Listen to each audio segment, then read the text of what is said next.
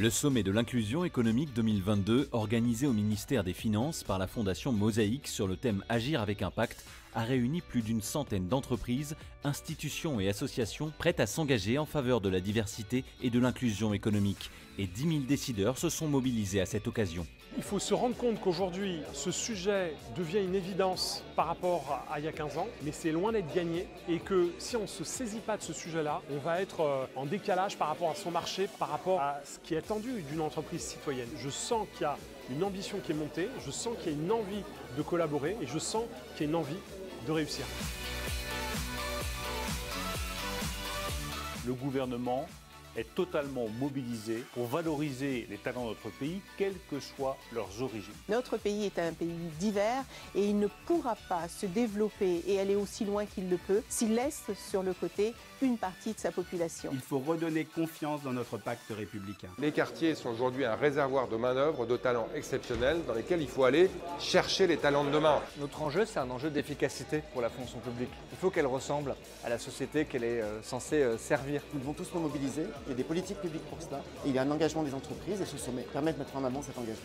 Près de 50 plénières et ateliers ont eu lieu dans les locaux du ministère à Bercy. L'occasion de partager des pratiques et de confirmer des engagements forts en faveur d'une société plus inclusive et pour faire avancer ce sujet créateur de valeur pour l'économie de notre pays. C'est un enjeu à la fois pour lutter contre les discriminations, mais aussi d'opportunités pour aller chercher tous les talents là où ils sont. À mon sens, il faut revoir le mode de recrutement. Il faut s'intéresser à la personne, il faut s'intéresser à son potentiel. Il ne suffit pas de recruter des personnes issues de la diversité pour dire que tout va bien. Il faut les inclure, donc c'est un travail de tous les instants. Aujourd'hui, on voit bien que l'inclusion, elle est diverse. Il faut élargir le champ des recrutements. La photographie de la société française, si on ne la retrouve pas dans les entreprises, on va dans le mur. Il est toujours essentiel de réunir des gens pour arriver à réfléchir en commun sur comment on peut faire ensemble demain pour agir sur la diversité. On s'est associé à la Fondation Mosaïque pour lancer une grande consultation numérique pour recueillir un maximum d'idées pour accompagner l'égalité des chances dans notre société. J'aime les aventures humaines, les histoires humaines et là je trouve que c'est un carrefour justement qui provoque ça. Ce sommet permet justement de fédérer tous les acteurs en un même endroit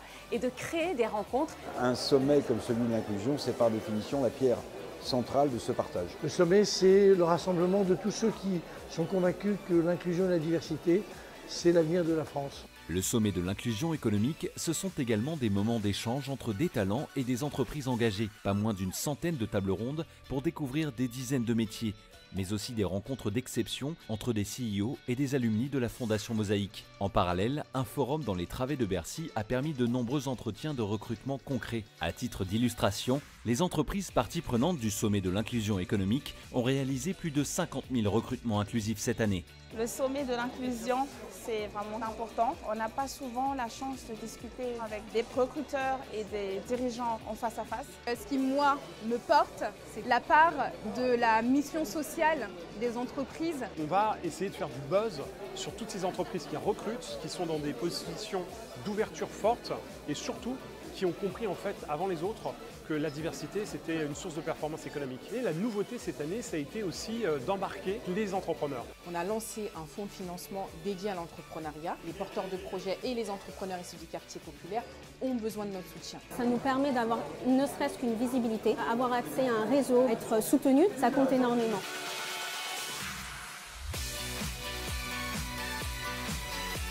Moi, ce que je retiens de cette journée formidable, c'est qu'il y a une attente de la part des entreprises. Quand j'entends les entreprises exprimer des objectifs de recrutement à 15% sur leur volume, eh bien, il va falloir mettre le paquet aussi dans cette direction-là. Donc, le sommet se décline dès demain en mouvement de l'inclusion économique avec des entreprises, des associations, mais également les pouvoirs publics qui doivent aussi faire leur part. Donc, rendez-vous la prochaine fois à l'Élysée. Je vous accueille et on lance de nouvelles initiatives. Ne lâchez rien. Bonjour à tous, bienvenue au lancement du 3e sommet de l'inclusion qui aura lieu pile poil dans 2 mois. On sera le 28 novembre. Ça aura lieu évidemment à Bercy. Cette vidéo retrace magnifiquement l'édition précédente, celle de 2022. Saïd Amouche, on vous a vu dans cette vidéo, président fondateur de Mosaïque, pilier, j'allais dire, de l'inclusion dans notre beau pays. Comment se présente cette nouvelle édition du sommet de l'inclusion? Alors on est très heureux d'abord de pouvoir s'embarquer tous dans cette troisième étape, puisque c'est une étape d'un parcours qu'on a institué. On pense qu'aujourd'hui, c'est super d'avoir mobilisé. Donc, on voit bien que les pouvoirs publics sont en rendez-vous. On voit bien que les entreprises sont en rendez-vous au bon niveau. Hein. On a beaucoup de direction générale, de CIO qui s'engagent. Et aujourd'hui, le vrai en fait, rendez-vous, c'est de pouvoir pérenniser un modèle. On a besoin d'impacter les entreprises, on a besoin d'identifier les candidats qui sont le plus proches de l'emploi et qui correspondent aux critères, et on a besoin de les mettre en relation. Donc là, il va y avoir une montée en puissance, une sorte d'accélération sur cette troisième édition. Saïd Amouche, il y a évidemment le fait, et personne ne peut le contester, que la diversité recèle tellement de talents qu'on aurait tort de s'en priver. Et il y a un truc que vous dites qui me semble super important dans la vidéo qu'on vient de voir, c'est que au-delà de la solidarité, de tendre la main, il y a un aspect économique très puissant. La diversité est créatrice de valeur. Oui, nous on pense que profondément, on est en train de rater en fait quelque chose qui nous paraît évident. C'est pas possible de mettre autant d'argent pour former une jeunesse, la faire monter sur des niveaux de compétences et faire en sorte que une partie de cette jeunesse ne puisse pas avoir accès aux offres, puisse s'installer dans des logiques d'autocensure. Et c'est ça qu'il faut briser, c'est ça qu'il faut casser. On pense qu'aujourd'hui, et puis on le voit, hein, quand l'État a mis en place le plan Un jeune, une solution, on a vraiment accéléré sur le taux d'emploi au niveau des jeunes. Mais pas les jeunes des quartiers populaires, pas les jeunes qui habitent les zones rurales. Donc il y a encore beaucoup à faire, il y a à réinventer et il y a surtout en fait à stimuler tout cet écosystème pour pouvoir faire en sorte qu'on soit tous aux responsabilités et devenir des acteurs de changement. Un mot avant d'accueillir le premier débat sur les awards de l'inclusion. C'était un moment fort également. Alors, derrière cette seconde édition l'année dernière, il y a eu des héritages. D'abord, on a créé la plateforme Mosaïque Talent. Donc là, concrètement, on peut retrouver tous les candidats qui souhaitent rentrer en relation avec des recruteurs. Donc c'est un accès gratuit, je le rappelle. Mais on a aussi, à un moment donné, valorisé toutes ces entreprises qui étaient dans ce mouvement et qui faisaient des choses utiles et efficaces. Et donc aujourd'hui, on a une compétition qui s'appelle les Awards d'inclusion économique avec une cérémonie qui aura lieu probablement à l'Élysée, ou en tout cas une remise de prix qui se fera là-bas. Et puis surtout, en fait, des secteurs d'activité qui, à un moment donné, ont été un peu plus loin que les autres et qu'il faut encourager parce que ce sont des exemples vertueux. Une petite vidéo qu'on doit voir ensemble.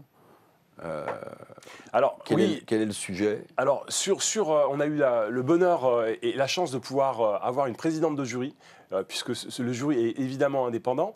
Et le jury a été présidé par Ilham Kadri, qui est la patronne d'une boîte incroyable qui fait 14 milliards aujourd'hui et qui est totalement convaincue en fait, sur les questions d'inclusion économique. Voilà, qui est donc la CEO de Solvay. Voilà, on regarde ensemble cette vidéo. Merci à tous ceux qui nous suivent évidemment en direct à distance, puis à tous ceux qui d'Épeautre-Minet sont venus nous rejoindre dans cet auditorium. On regarde, Saïd, cette vidéo ensemble. La diversité, c'est avec le grand D, hein, c'est la diversité du genre, bien sûr. Hein. Plus de femmes, surtout que je porte le STEM, hein, sciences, technologies, ingénierie et maths, où on n'a pas beaucoup de femmes qui sont aujourd'hui patronnes, qui sont aujourd'hui dans des rôles d'exécutifs, mais il y a aussi la diversité des religions, la diversité des ethnies, des backgrounds, des formations, la diversité des orientations, bien sûr, quelles qu'elles soient, et la diversité des pensées.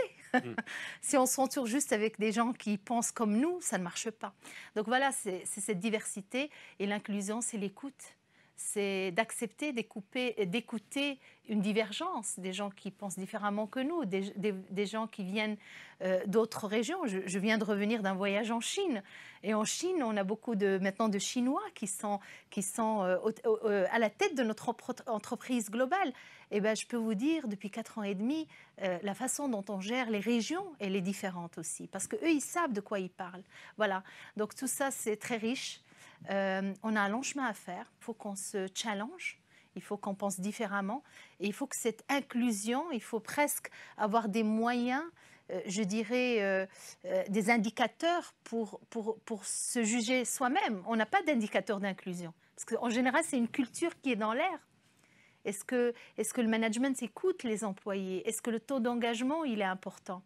Est-ce qu'on accepte les échecs avant les réussites, hein? L'handicap est important, on n'est nulle part. Hein.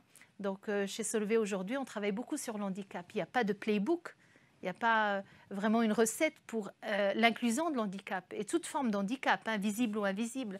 Donc voilà, c'est ça qui me nourrit aujourd'hui et je pense que vous le portez bien et bravo. Voilà, formidable témoignage de le PDG de Solvay, très grande entreprise, formidable témoignage parce qu'elle aborde toutes les questions et tous les sujets que l'on va traiter dans cette 3e édition, le 28 novembre à Bercy, le sommet de l'inclusion. Je suis très heureux d'accueillir autour de cette table, Saïd m'a rejoint ici, juste à ma gauche, Véronique Grener, la chef du service des ressources humaines du ministère de l'économie et des finances. Chère Madame Grener, soyez la bienvenue. Bruno Laforesterie, le directeur du développement et du studio de Radio France, puis aussi président du comité de diversité de Radio France. C'est important, je suis très heureux de vous revoir, mon cher Bruno. Elsa Grangier, qui est la directrice générale d'Ashoka, on dirait un petit mot sur cet incubateur et comment vous travaillez ces questions d'inclusion. Et puis Laurent Cédric Verscheur, le directeur associé senior chez Epoca, il est évidemment chez lui aujourd'hui. On va commencer juste, Saïd, un mot, on le voit sur ces images. Le thème de ce 3e sommet de l'inclusion, c'est la juste place pour tous. Quand on est journaliste, on dit qu'il faut trouver un angle. L'angle de cette 3e édition, c'est la juste place pour tous. Ça veut dire quoi? Ça veut dire que d'abord, la perspective qu'on est en train de construire tous ensemble, c'est une perspective qui s'installe sur la reconnaissance des compétences des individus. Et ça, c'est fondamental. Il ne s'agit pas en fait de faire des quotas, il ne s'agit pas d'être dans des actions de favoritisme. Aujourd'hui, il y a une espèce de méconnaissance. Ces banlieues, ces territoires moins privilégiés sont remplis de gens qui peuvent aujourd'hui prendre des postes à responsabilité, parfois même des postes de type haut fonctionnaire, il faut le savoir. Et on ne le dit pas, on ne le partage pas assez. Et ça, c'est un enjeu. Nous, on veut véritablement activer en fait cette notion d'inclusion économique autour de chacun doit avoir sa place, mais c'est ni plus ni moins en fait une valeur de la République en réalité. C'est le principe de l'égalité. Et c'est ça qu'on veut installer, c'est ça qu'on veut pousser et montrer qu'en réalité, on peut être d'origine sociale modeste, d'origine géographique différente ou culturelle complètement différente et contribuer en fait à la réussite de la France à travers la création de valeur ajoutée. Et ça, c'est fondamental. Et que ça soit d'ailleurs avec une logique de salariat, mais aussi dans une logique d'entrepreneuriat. Parce qu'en fait, on peut aujourd'hui construire des projets aussi en étant son propre patron, son propre entrepreneur. Et Dieu sait combien, en fait, cette vitalité de l'entrepreneuriat existe aujourd'hui dans ces quartiers populaires. Il faut vraiment booster et mettre tout le monde autour de la table pour pouvoir réussir ensemble.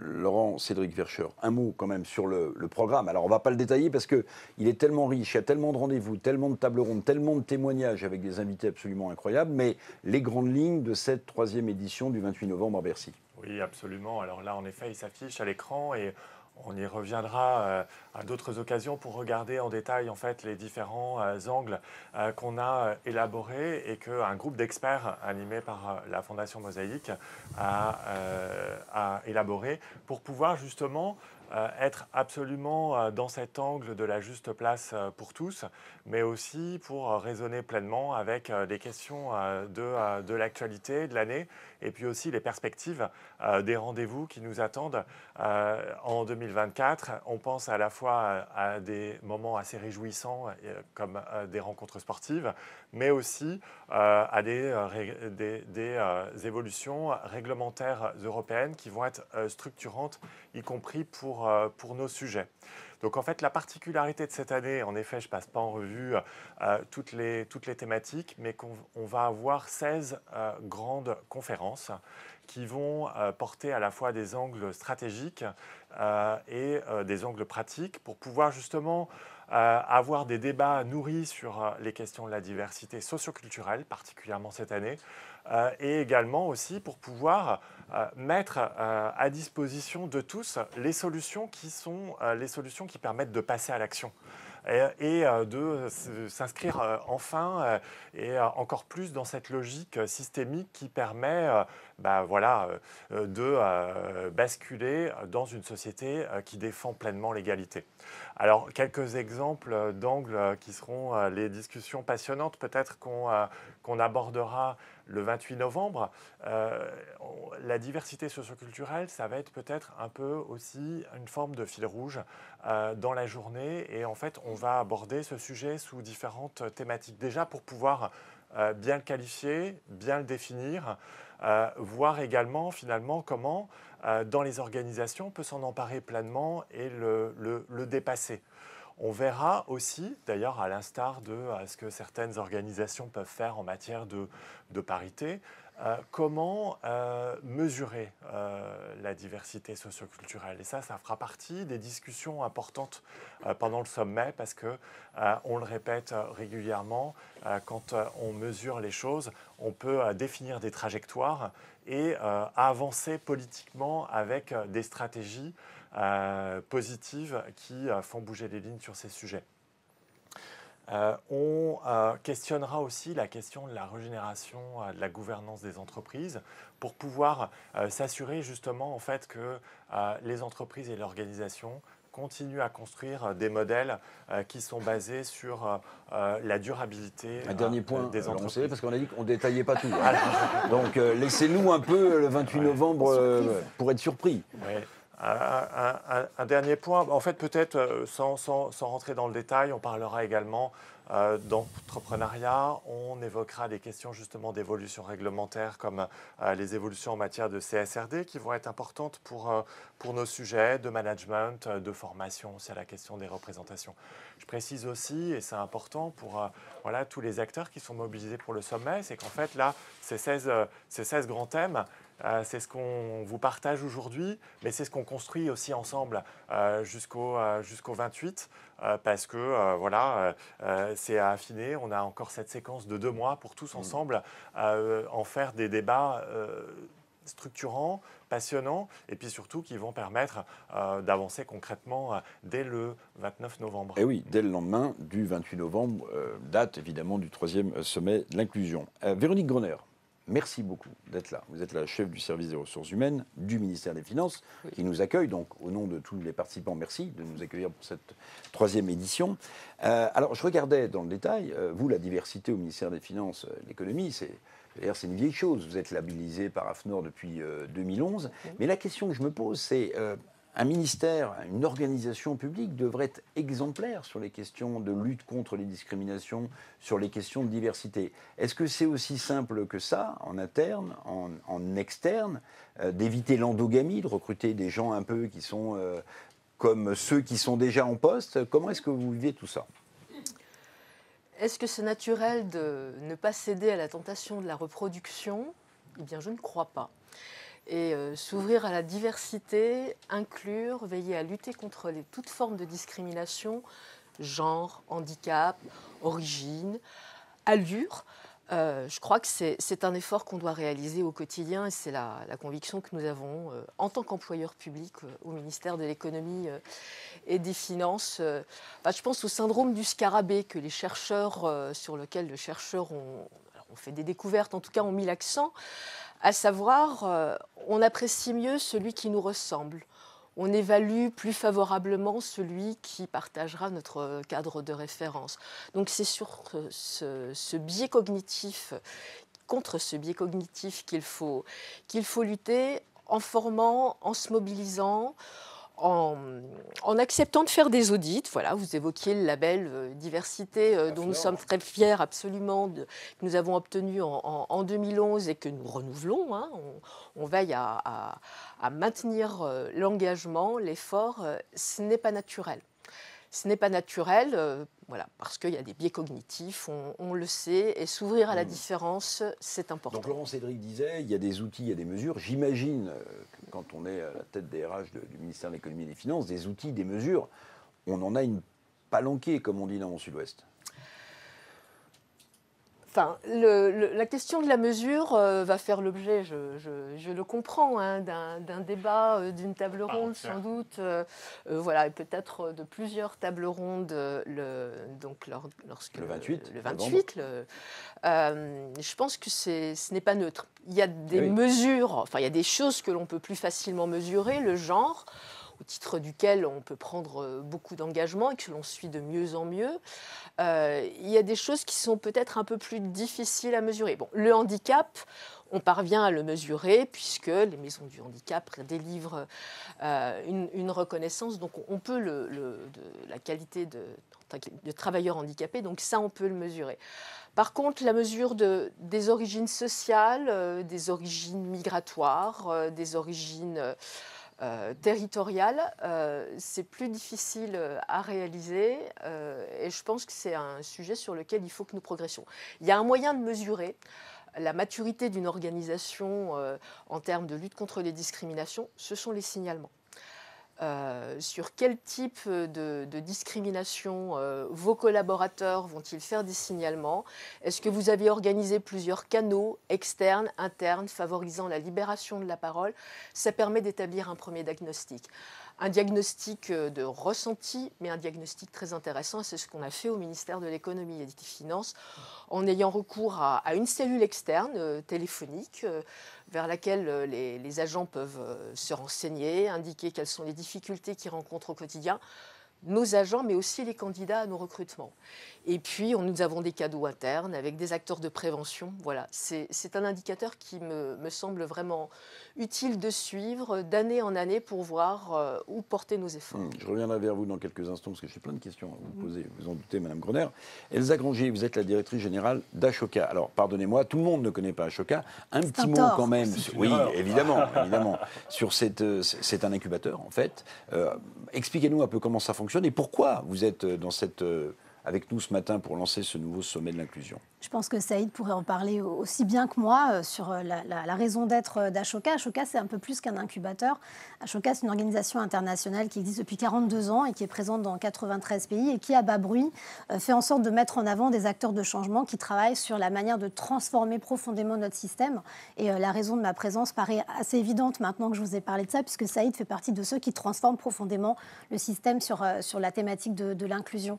Alors, notre raison d'être, c'est d'identifier ces fameux acteurs de changement, de les financer pendant près de 3 ans et après de les accompagner tout au long de leur vie d'innovateur social pour qu'on puisse justement non seulement les aider à changer d'échelle, mais surtout à ce qu'ils continuent à transformer les représentations, les lois, la technologie et autres pour qu'on ait une société plus juste et plus durable. L'antériorité d'Ashoka depuis des dizaines d'années, ça veut dire que depuis des dizaines d'années, on s'occupe de diversité, de ces questions Bien sûr. Ça n'a pas beaucoup progressé en 40 ans, alors. En France, non, c'est sûr. Après, on peut imaginer que dans d'autres pays, ça fonctionne un petit peu mieux parce que la diversité est beaucoup plus présente dans certaines cultures, qu'elle a été intégrée dès le départ. Donc oui, après, ce n'est pas uniquement la question de l'inclusion, de la diversité que nous regardons, bien entendu. En revanche, ce qui est clé dans la manière dont Ashoka développe ses stratégies, c'est qu'elle encapacite les personnes qui subissent le problème. C'est-à-dire qu'il n'y a pas une relation top-down où on va expliquer comment faire de la diversité. On va faire avec les gens issus de la diversité au sein même des entreprises. Madame Grangier, vous avez dit quelque chose d'important, ça fonctionne et ça a été plus rapide dans d'autres pays. Ça, c'est à la lumière de ce que vous venez de dire, de l'antériorité d'Ashoka. Est-ce que ça veut dire que la grande chose que la République française porte et que d'autres pays ne portent pas, c'est la laïcité? Est-ce que la laïcité est un frein ou pas à cette diversité, à la lutte contre les discriminations? Vous avez sans doute vu, par exemple, que l'ONU, hier, a condamné assez fermement la France sur certaines de ses décisions qu'elle prend, la France, au nom de la République laïque. Est-ce que c'est un frein ou pas? Je pense que la question de la diversité, elle n'est pas que liée à la laïcité, elle est bien plus large que ça, parce que la diversité, ce n'est pas uniquement lié à sa religion ou à l'expression de sa religion. On parlait du handicap, on parlait des femmes, on parlait des jeunes. Enfin, c'est la diversité dans sa grande diversité, pour le coup. Et d'ailleurs, c'est assez intéressant de voir qu'on parle de la juste place. Moi, je pense plutôt qu'il faut une place juste, en fait, pour chacune des personnes dans la société pour qu'elles puissent s'épanouir au mieux. Je vais vous donner un petit exemple. Mon nom, c'est Grangier, parce que je suis mariée, mais en réalité, mon nom, c'est Dacosta. Et c'est assez intéressant parce que j'ai vu, depuis que je reprends mon nom de jeune fille, la manière dont les gens me regardent différemment. Et donc, je vis aussi cette expérience-là. On me dit « Ah bon, mais ça y est, tu t'es mariée à un Portugais ?» Donc, je trouve ça assez drôle parce qu'en fait, je ne me suis pas mariée à un Portugais, je porte une partie de la diversité en moi. Donc, ça rebondit exactement sur ce que vous étiez en train de dire, sur les représentations, les biais aussi qu'on peut induire. Donc, ce n'est pas qu'une question de laïcité, même si notre pays la porte prodigieusement, c'est aussi une question de plaquer des représentations sur tout un tas de personnes.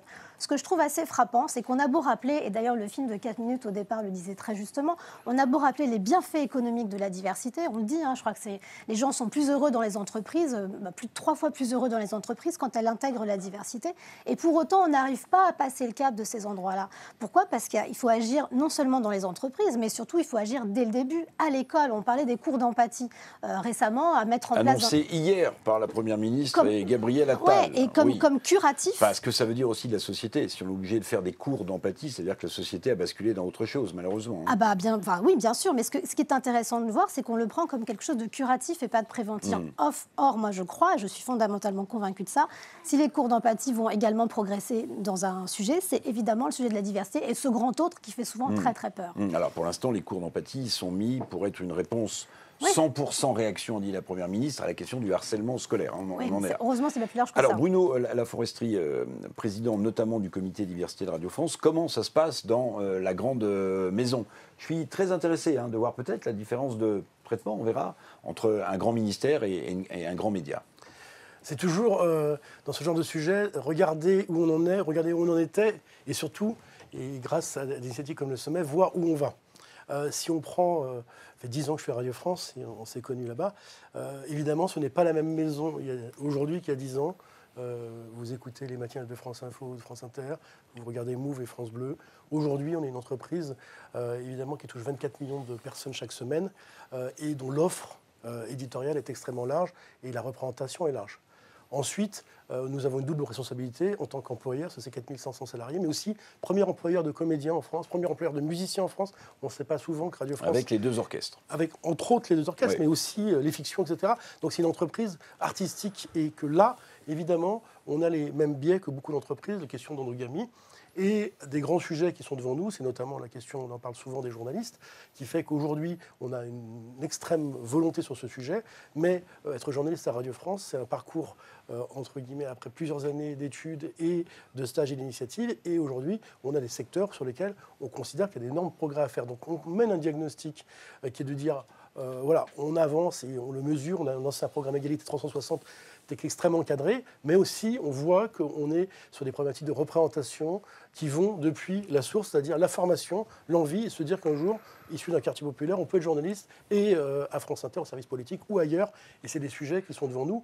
Et évidemment, on traite les sujets de diversité dans l'intégralité des thématiques et sur lesquelles on a parlé, et on est très fiers aussi, et on le voit bien sur les dernières années, les 3 antennes majeures de Radio France en termes d'impact sont dirigées par des femmes. La présidente est une femme, donc il y a aussi des sujets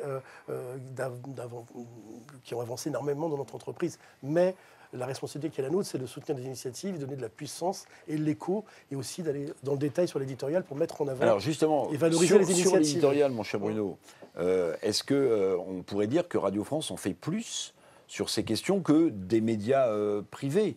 Parce que parfois, vivre la diversité lorsqu'on appartient à un média public ou à une entreprise publique, je vais y venir, et l'entreprise privée, c'est plus compliqué parfois. Est-ce que Inter, Info en font plus pour la diversité que leurs concurrents privés? Je ne vais pas me positionner en plus ou moins. Ce que je sais, c'est que nous, aujourd'hui, on a un responsable éditorial sur ce sujet. Et aujourd'hui, on fait très attention à faire en sorte que l'écho éditorial, quand vous écoutez les journaux, quand vous écoutez les programmes, on puisse donner une dimension importante à ce sujet. Et on lui donne notre rôle et lui donner un écho et de faire avancer ces thématiques. Et je pense que oui, sur ces sujets, je ne vais pas le prendre, j'en suis certain, parce que je le monitore, je le suis au quotidien quasiment. J'imagine. Voilà. Vous avez vos outils. Vous mesurez. Non, on regarde évidemment de quoi on parle sur nos antennes en général. Donc effectivement, sur ce sujet, on donne la parole et on met en valeur, je pense, plus que certains médias. Mais je ne suis pas dans une logique de médias privés, médias publics. Je suis de dire, on a une responsabilité qui est plus importante aussi. On est un média public financé par l'ensemble des contribuables. On a donc cette responsabilité qu'on porte avec, je le dis d'entrée, avec des progrès nets à faire. Saïd. Alors d'abord, il faut noter que ce que je trouve intéressant chez Radio France, c'est cette capacité de réinterroger l'organisation et la réinterroger dans son intégralité. Donc le plan d'action s'appelle 360 parce que en fait ça va du début de la chaîne, c'est-à-dire le sourcing, l'identification, la capacité des managers à se réinterroger, à savoir si on est dans des bonnes questions lorsqu'on est dans un entretien ou dans des questions qui relèvent en fait du pénal, parce que c'est aussi ça, il y a des choses qu'on ne peut pas poser, mais c'est aussi questionner la fin du processus, la capacité d'intégrer, la capacité de faire évoluer à travers des stratégies de mobilité interne. Et c'est ça qui est intéressant chez Radio France, parce que c'est vraiment une entreprise qui a pris le sujet par l'ensemble en fait des thématiques qui permettent en fait de garantir un parcours inclusif, et ça c'est remarquable. Le deuxième élément aussi sur lequel il y a une responsabilité, c'est cette capacité à médiatiser des éléments positifs. On parlait tout à l'heure de diversité culturelle. Qu'est-ce qu'on dit sur ce sujet-là? Eh bien, on est plutôt, aujourd'hui, en moyenne, sur une sémantique plutôt négative. On est plutôt à renvoyer, en fait, ces populations plutôt sur des images négatives. Et ça, c'est compliqué. Donc, la responsabilité du média, elle est fondamentale. Je pense qu'on ne nous raconte pas les vraies histoires. Et c'est ça qu'on va aussi démontrer à travers le sommet. On va montrer des visages, on va montrer des parcours. On va expliquer combien, en fait, c'est important de s'intéresser à l'individu et pas à des faits divers ou à des réputations autour des éléments qui sont colportés parce qu'un tel ou un tel porte cette réputation. Et ça, c'est dangereux. Et je voulais aussi rappeler que si Mosaïque, la Fondation aujourd'hui en est là, c'est parce qu'il y a eu à un moment donné un regard externe qui vient de l'étranger, c'est important de le rappeler, parce que la Fondation internationale Ashoka, qui est aujourd'hui d'ailleurs la 5e ONG la plus influente au monde, hein, c'est important aussi de le dire, eh bien, ils ont su à un moment donné détecter des entrepreneurs sociaux et encourager en fait l'initiative pour pouvoir justement nous mettre sur la route du changement systémique. Et c'est ça notre responsabilité aujourd'hui. Évidemment, ça a été des bourses, ça a été aussi un certain nombre de conseils qui nous amènent aujourd'hui à avoir une organisation de plus de 85 collaborateurs avec un cabinet de recrutement, une fondation et une plateforme digitale pour justement faire en sorte que la société change d'une manière forte aujourd'hui. Alors bien sûr, l'engagement contre toutes les discriminations doit être total. La diversité, c'est large, vous le rappeliez, Madame Grangier, c'est vrai, c'est l'équilibre homme-femme, c'est l'inclusion du handicap, c'est l'inclusion de minorités, c'est l'inclusion aussi des origines sociales, même si c'est parfois un peu compliqué. Madame Grenier, je ne voudrais pas réduire le débat à une question qui me taraude, mais il y a une grande différence de traitement, me semble-t-il, dans les entreprises parfois privées, c'est pour ça que j'ai insisté avec Bruno, et dans les entreprises publiques. L'entreprise publique, par définition, elle doit être exemplaire sur ces questions, mais parfois, si on angle un peu plus la diversité sur des sujets d'actualité, comme ceux qui traversent aujourd'hui la société française, il ne faut pas mettre ça sous le tapis, sinon ça n'a pas de sens. Comment réussir une inclusion économique globale, au sens large, sans rien enlever, tout en respectant les valeurs de la République? L'égal accès aux emplois publics, c'est dans l'ADN, c'est supposé être dans l'ADN de la fonction publique, cette valeur constitutionnelle. On pourrait imaginer que le concours résout tout. Le constat qu'on a dressé, c'est que ce n'est absolument pas le cas. Il ne suffit pas de laisser venir à nous des candidats, il faut aller les chercher, il faut les accompagner, adapter certaines voies de recrutement pour reconnaître des talents, des compétences qui peut-être auront besoin de traverser, franchir une petite étape pour pouvoir nous rejoindre. C'est ce qu'on fait avec le développement des classes talents. Un accompagnement pédagogique un peu particulier vers des jeunes étudiants qui ont des origines sociales modestes. C'est ce qu'on fait au titre du handicap avec la création, mais qui remonte déjà à un certain nombre d'années, voire de décennies, possibilité d'être recruté sur contrat, puis titularisé quand on est en situation de handicap, donc sans avoir à passer le concours. Et puis, ce qu'on fait au ministère de l'économie et des finances, c'est beaucoup de partenariats. Parce qu'on est convaincu que pour progresser, il faut accepter de se faire challenger. Des partenaires qui nous aident aussi en développant en notre sein, puisque nos collaborateurs les rejoignent, mentorat, parrainage. Il faut démontrer que nous rejoindre, c'est possible, que nous sommes accessibles, donc, malgré une image Madame parfois Grenier, ma question, un peu distante. L'inclusion économique, toute l'inclusion économique, rien que l'inclusion, mais dans le respect des valeurs de la République. Le respect des valeurs de la République. Dans un ministère comme le vôtre. Laïcité, on l'a évoqué, quand on rejoint une administration publique, on doit incarner une forme de neutralité et donc accepter de revêtir cet uniforme un peu particulier de serviteur de l'État. Voilà, oui. Ouais. Alors, on est montré du doigt. Alors, juste, je voulais me retourner vers vous, parce que vous avez de cette expérience internationale. Hein. Vous l'avez mise sur la table dès ma première question. Il y a beaucoup de pays qui ne comprennent pas comment ça fonctionne en France et pourquoi on ne respecte pas toutes les diversités. Oui. Évidemment, vous avez pointé du doigt le fait que l'ONU, on a été rattrapé par la patrouille de l'ONU sur certains aspects, et bien sûr, c'est évident. Après, moi, je tiens surtout à vous parler de la manière dont nous, on gère les choses aussi en interne, parce qu'on doit être tout aussi exemplaire quand on prône le changement systémique et l'inclusion. J'imagine, j'ai même pas osé vous poser la question. N'empêche que, monsieur Revel, c'est pas si simple si non les plus pour nous. cordonniers étaient vraiment les plus mal chaussés... Mais c'est en faisant aussi qu'on devient forgeron, comme on dit souvent. Donc on peut faire vous connaissez la blague, c'est pas en sciant que le nerf de Vinci, non, je plaisante. Bon. Mais tout ça pour vous dire que quand je suis arrivée chez Ashoka France il y a 2 ans et demi, ma problématique, c'est d'ailleurs j'ai rencontré Saïd tout de suite à ce moment-là en lui disant j'aimerais bien que mon équipe elle soit aussi diverse parce que je ne peux pas incarner cette manière d'être. Et au début, c'était pas le cas. Bien sûr que non, c'était pas le cas. Le problème, c'est même pas tant comment on fait aujourd'hui dans les entreprises pour changer le système, c'est même en avant, comment on donne aussi envie à certaines personnes éloignées de certaines carrières de venir les épouser. Donc pour moi, c'est extrêmement important cette notion d'exemplarité quand on est sur des causes aussi sensibles et aussi structurantes pour la société de demain. Et que vous savez, il y a quand même une étude aussi qui prouve que 40% de nos décisions sont prises par habitude. L'être humain, c'est un être d'habitude. Donc on va systématiquement chercher aux mêmes endroits dans les mêmes filières, pensant qu'on doit être des filières d'excellence. Alors que l'excellence, elle n'est pas forcément liée au niveau de diplôme ou à la manière dont on perçoit les choses, surtout avec les enjeux qui nous traversent. Donc toute la difficulté pour nous, ça a été de nous dire comment on se départit de cet héritage-là d'Ashoka qui a quand même vocation à avoir des collaborateurs d'excellence qui doivent être multilingues, qui doivent pouvoir s'adapter dans un environnement qui change très vite. Donc ça a été un sacerdoce, n'empêche qu'on a réussi. On est passé en l'espace de 2 ans et demi de 20% de diversité dans les équipes à 70% aujourd'hui. Bruno Forestier, même question. Puisque je faisais une petite blague, vous savez ce qu'on dit à Radio France, on dit que la maison est ronde parce que quand on part d'un point, on revient toujours au même point. Il y a aussi une tour de 22 étages, je le disais tout à l'heure, qui permet d'avoir une bonne perspective. Oui, c'est vrai, c'est une façon de voir les choses. Comment est-ce qu'on tacle les habitudes à Radio France en matière de diversité? Parce que là aussi, vous portez un tel étendard sur les épaules que si vous n'êtes pas exemplaire, il y en a déjà qui vous tombent sur le râle, ça va se multiplier. Là, aujourd'hui, déjà, c'est en posant le diagnostic de où on était et où on est aujourd'hui. Nous, il y a l'enjeu éditorial, qui est de dire notre conviction, et particulièrement sur la question des jeunes générations, parce que notre préoccupation, j'ai dirigé Move par ailleurs pendant 8 ans, et ce n'est pas la même radio aujourd'hui qu'il y a 8 ans. Bien sûr. Voilà. Et aujourd'hui, clairement, les jeunes générations, l'exigence de pouvoir leur parler au quotidien dans un média radio qui aujourd'hui se transforme dans l'audio, qui redevient entre guillemets un média. Mais d'ailleurs, vous en aviez fait, me semble-t-il, une sorte de vitrine de la diversité, parce que quand vous incluez le hip-hop, je me souviens, différentes cultures, c'est une façon de faire rentrer la diversité. Mais l'enjeu, c'était pas que ça reste un Move, c'était qu'il y a un concert de Luigi sur France Inter la semaine dernière. Bien sûr. C'était ça l'enjeu. Et aujourd'hui, nous avons réussi. Aujourd'hui, ce qu'a fait Move, et je ne parle pas pour Benjamin, permet aussi à tout le monde de participer à ce mouvement général. Mais de dire qu'aujourd'hui, nous, l'enjeu, c'est les jeunes générations, et on le voit dans leurs exigences sur ces thématiques d'égalité, de diversité, de lutte contre les discriminations. Et notre entreprise doit se focaliser sur son renouvellement de ses publics.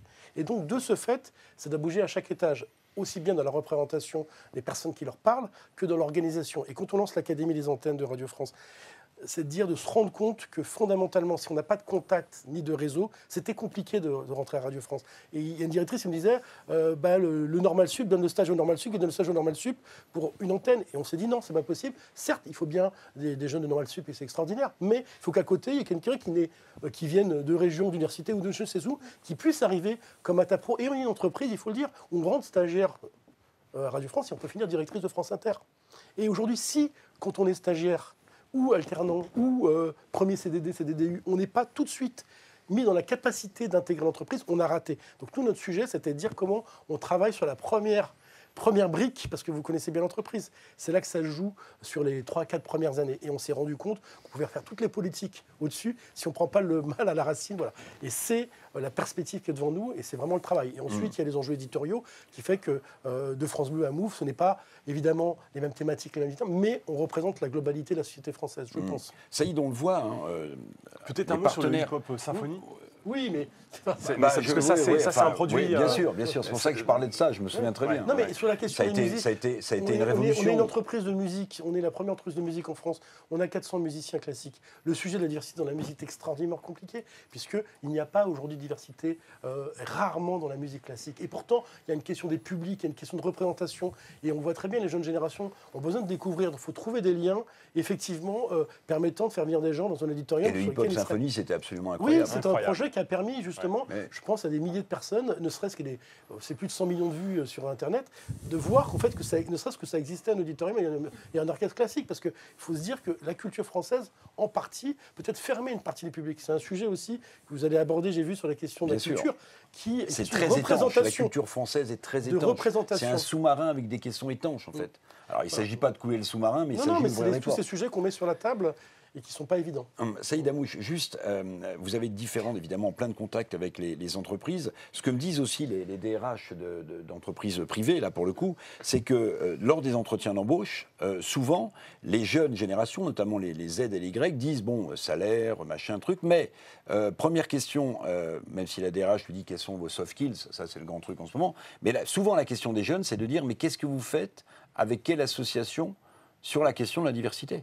Ouais. Je pense que la notion de justice sociale, elle revient de plus en plus. C'est une valeur aujourd'hui qui est de plus en plus portée. Et c'est vrai que rentrer, signer son contrat de travail et se rendre compte qu'on est dans une entreprise qui discrimine, ça, c'est quand même pas des valeurs auxquelles on adhère. Et si on est en capacité à un moment donné de démontrer qu'on n'est peut-être pas exemplaire, parce que moi, je connais aucune entreprise qui est capable de dire, quand je dis entreprise, mais c'est aussi fonction publique, hein, qui est capable de dire c'est zéro discrimination, ça n'existe pas et ça n'existera jamais. Parce qu'il y aura toujours en fait des écarts à un moment donné. En revanche, on peut se situer dans une direction. Et c'est comme ça qu'on doit rassurer en fait cette jeunesse. C'est-à-dire que si on veut augmenter son niveau d'attractivité, c'est aussi d'être beaucoup plus fort sur ces questions de diversité, d'inclusion, parce que c'est une réponse aujourd'hui à la crise économique qu'on est en train de subir. Voilà, merci beaucoup à tous les quatre, Véronique Gronner, Laurent-Cédric Verscher, Elsa Granger. Je n'ai pas donné votre nom de jeune fille, mais je ne discrimine pas. Bruno Laforesterie, merci beaucoup mon cher Bruno. On va se retrouver tout de suite pour un nouveau débat. Alors justement, les entreprises s'engagent auprès de ce sommet de l'inclusion. Vous allez voir quelques idées, quelques réponses, et j'espère que ceux qui nous suivent à distance ou qui nous suivent dans cet auditorium, ça va susciter quelques réflexions pour vous tous. Regardez. L'inclusion économique, c'est vraiment gagnant-gagnant. Chacun compte, tout le monde gagne. Chacun s'exprime à sa juste place. Pour être sûr que dans nos entreprises, nous soyons des sociétés inclusives. Tous ensemble, tels que nous sommes, avec nos rêves. Jouer les différences pour faire la différence. Juste place pour tous. Pour que chacun trouve sa place, faisons de l'inclusion économique l'affaire de tous. Pour faire progresser ensemble notre société et préserver notre environnement, bâtissons ensemble notre monde de demain. Chacun, dans sa spécificité, doit être reconnu aussi dans sa diversité. On ne voit bien qu'avec le cœur. Pour l'innovation et pour le progrès social. Tous égaux, tous différents, que chacun puisse trouver sa juste place. Seul on va plus vite, ensemble on va plus loin. Pour que l'inclusion ne soit plus une norme, mais la solution. Mobilisez-vous pour l'inclusion économique, parlez-en autour de vous.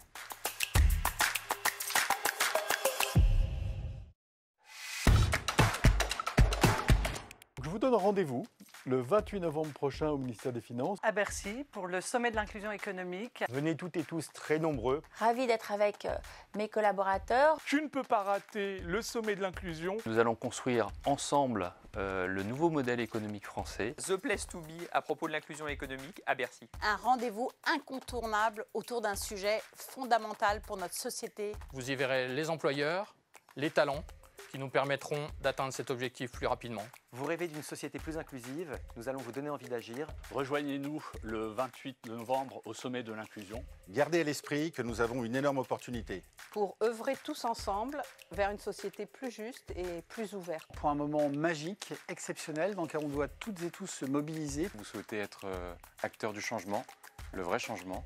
On vous donne rendez-vous le 28 novembre. À Bercy pour le sommet de l'inclusion. Surtout, venez nombreux, mais parlez-en autour de vous. Voilà, on se retrouve en direct depuis l'auditorium et pour tous ceux qui nous suivent nombreux à distance, on va aborder maintenant, à propos de ce troisième sommet de l'inclusion économique, la question de répondre aux enjeux. Alors vous avez vu tous ces témoignages, il y a beaucoup de chefs d'entreprise qui disent évidemment que c'est important. Moi je retiens l'idée de Saïd Amouche tout à l'heure, c'est qu'au-delà de la solidarité, d'essayer aussi de recoller une société qui est en plein morcellement, il y a un aspect économique. auxquelles évidemment les entreprises sont extrêmement attachées, parce que inclure de la diversité, c'est peut-être avoir une meilleure ambiance dans l'entreprise, mais c'est surtout créer de la richesse. J'accueille sur ce plateau Inès Dauvergne, la cofondatrice de MeYouToo. Soyez la bienvenue. Mathieu Gabel, président d'EPOCA. Mon cher Mathieu, bonjour. Bonjour Eric. Nelsiane Elkouja Osveren.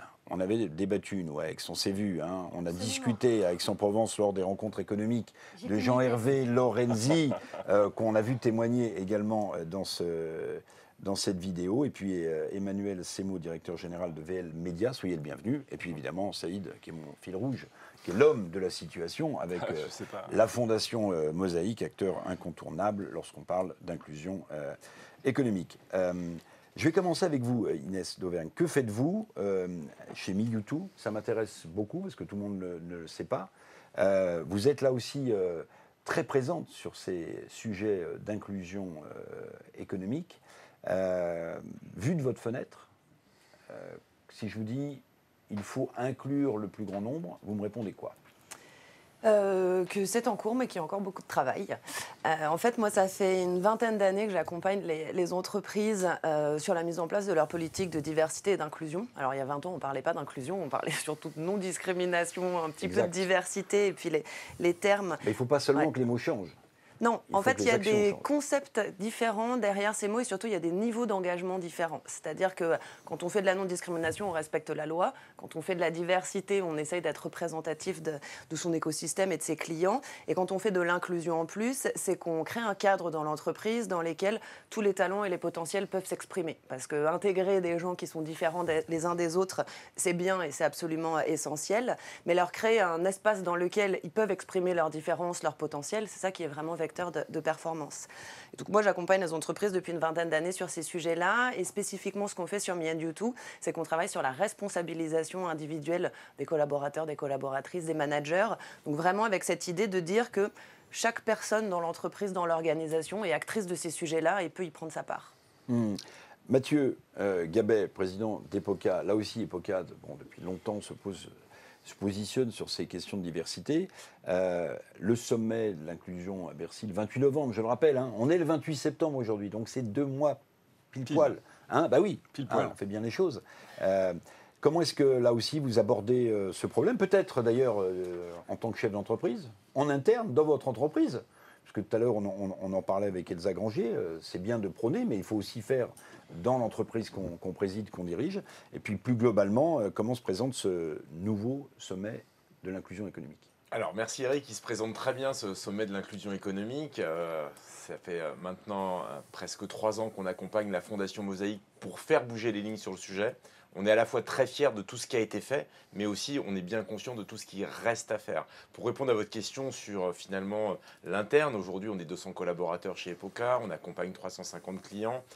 Ce qu'on se dit avec Manuel Agny, mon associé, et tous les top managers, c'est que la responsabilité sociale et environnementale d'une entreprise, finalement, on parle beaucoup du E environnemental, on oublie beaucoup le S de sociétal. Et chez nous, c'est quelque chose de très important. C'est pour ça qu'on investit plusieurs centaines de milliers d'euros en pro bono pour des associations ou pour des fondations sur le sujet du handicap, sur le sujet de la parité et sur le sujet de l'inclusion économique avec la Fondation Mosaïque. Donc on est forcément ravis de ça. Il y a vous le disiez tout à l'heure, une centaine d'entreprises, d'institutions qui nous suivent en direct ou ici dans les studios Victoire pour cette conférence de lancement qui vous présente finalement la philosophie de la juste place pour tous, qui va être la thématique centrale de ce qui va être vu le 28 novembre prochain. Mais ce qu'il ne faut pas oublier, c'est qu'il y a l'avant qui commence aujourd'hui et il y a surtout l'après avec le mouvement de l'inclusion économique. Alors qu'est-ce qui va se passer le 28 novembre prochain à Bercy ? Des conférences de très haut niveau. Hein. Vous avez vu les dirigeantes d'entreprises qui ont commencé à se mobiliser. On l'a vu dans le petit film juste avant. Il y en a déjà une vingtaine qui étaient à votre place, Eric, en studio, il y a quelques jours pour faire leur enregistrement. Il y a toutes celles et ceux qui vont le faire dans les jours qui viennent. Donc je suis sûr que ça a donné envie à tous ceux qui ne l'ont pas fait. Il y a déjà, on le verra tout à l'heure, des dates de tournage qui sont prévues. C'est extrêmement important de mettre au bon niveau le sujet de la communication pour participer à faire bouger les lignes en interne, en externe, sur les réseaux sociaux, en relations médias. Donc il y aura des conférences de très haut niveau, il y aura aussi des volets très concrets et très opérationnels, on en reparlera tout à l'heure avec Nelsiane, en matière de recrutement, de talent, issus de la diversité, issus des quartiers, issus des territoires, issus de la ruralité, pour montrer concrètement comment ça peut se mettre en place. Des rencontres entre les CEO, les membres de COMEX des entreprises avec des alumni de la Fondation Mosaïque, la valorisation du sujet de l'entrepreneuriat. L'année dernière, près de 100 000 € ont été distribués à des entrepreneurs sociaux